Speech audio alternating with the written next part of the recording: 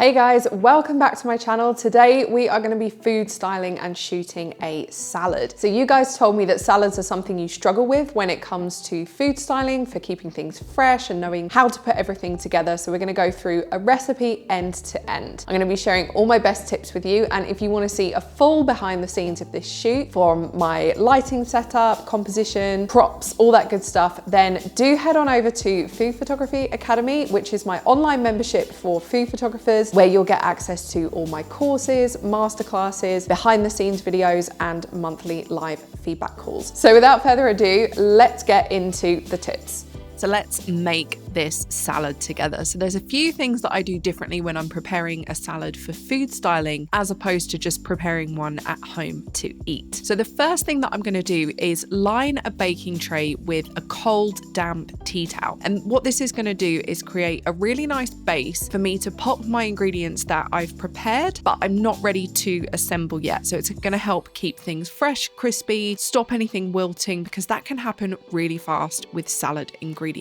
The next thing that I'm going to do is make sure that I have got some really sharp knives on hand. You need to make sure that you're using really sharp knives when you're preparing anything for food styling, really, but definitely salads. Blunt knives are just going to be really difficult to use. You're not going to be able to cut things really evenly or be really precise, and they're kind of a hazard. So if you haven't got any sharp knives, get yourself a knife sharpener and sharpen them up. Next, I'm going to start preparing my ingredients one by one. So in this salad, I've got spring onions, celery, oranges, dates, some herbs, nuts, and a dressing. So I'm going to start by thinking about how I want to cut my pieces. So the main shapes in this salad are going to be created by the spring onion, the celery, and the oranges. So I want to make sure that these things look interesting. I don't just want to be chopping them up in some random way that isn't going to look good on a plate. So I'm going to take my time slicing everything on a diagonal. This is going to help me create a few more interesting angles, help everything flow, allow me to position pieces nicely when I come to plating. So once I've done that with my really sharp knife, I'm going to lay all of those things directly onto that damp tea towel while I get on with preparing everything else. Next up, I'm going to prepare the oranges, or satsumas, or clementines, or whatever these are. I'm going to make sure that I take my time peeling as much pith off of these oranges as possible. So that is the white stuff that is under the skin. Now, there's nothing wrong with eating this. When I'm just peeling an orange and eating it,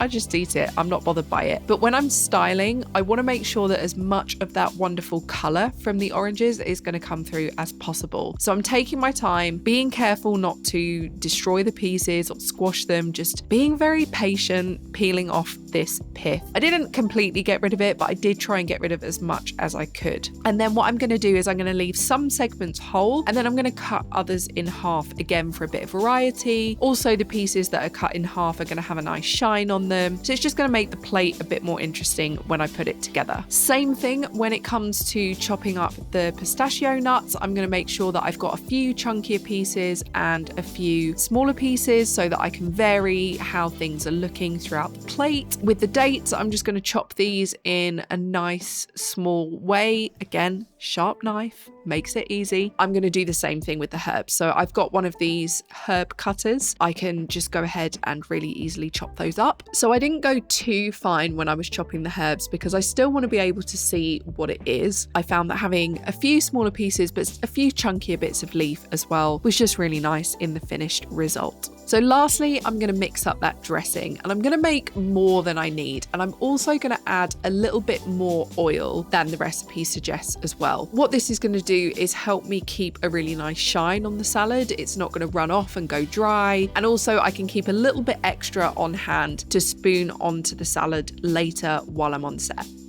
Okay, so for this shoot, the first thing that I decided was the backdrop that I wanted to use. So I've chosen this really kind of modern vinyl terrazzo style backdrop, and this one is from V Flat World. I really love how rigid this one is, so I just thought it would look fun for this shoot. So the first thing that I did was get my flash set up. I decided to use my 60 centimeter beauty dish, which is quite a small modifier, but it gives a nice, bold, hard light. And I positioned it quite high above my scene at the back back to make sure that those shadows weren't too long, but they were also really bold. Next up, I chose my bowl. So what I did was I went through and I took a few different pictures with different bowls in the scene so that I could sort of get a feel for how it looked, see if the style was right, and I ended up deciding on a beige sort of, it's kind of a plate bowl. I don't think there's a word for that. You know, like you get a spork, plole, a plole, a shallow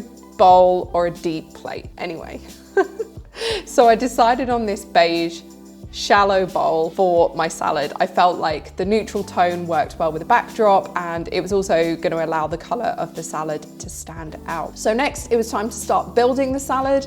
So what I did was I first off mixed about 2/3 of all of the ingredients in a bowl. So what I like to do when I'm styling a salad, particularly one that's covered in a whole dressing, is mix up, maybe like 2/3, most of the mixture together, and get that on the plate first, and then do a little bit of playing around, and then with the remaining ingredients, I can be a bit more specific about placing things on the scene. And I always do this on set under the camera. I think for things like salads, it's often difficult to know offset how it's going to look under the camera. Like, it might look amazing when you style it in the kitchen, but then the specific angle that your camera's looking at it from might just make something look like it's sitting in a weird direction, or it's not quite picking up the light right. So I always like to style salads on set. So I went in and just played around a bit with the positioning of the ingredients, added a few more things, spaced it out a bit, and then I went ahead and added another little bowl with some pistachios on the side, just for a little bit of extra story. I'd